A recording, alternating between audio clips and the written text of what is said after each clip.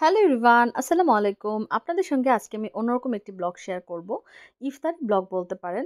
প্রতিদিন ভাজাপোড়া খেতে, খেতে আর ভালো লাগে না। আর এইজন্য আজকে আমার হাসব্যান্ড পদক্ষেপ নিয়েছে। সে আমাকে আর ভাজাপোড়া খেতে দিবে না।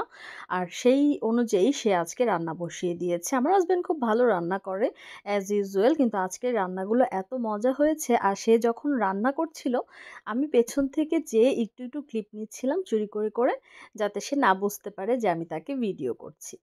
যাই হোক দেখুন কি ঝরঝরে পোলাও। এত ঝরঝরে পোলাও মেবি আমিও রান্না করতে পারি না। কিন্তু আজকের পোলাওটি এত মজা হয়েছিল সেই সাথে ছিল ডিমের তরকারি বা ডিমের যে ঝাল, ঝাল ভুনা বলতে পারেন সেটি। সে আমাকে বলছিল কোরমা বানাবে। কিন্তু আসলে আমার রোজা রেখে কোরমা খেতে ইচ্ছে করছিল না। এজন্য আমি বলেছি যে, "না তুমি তোমার ঝাল যেটা আছে ওটাই মেক করো।"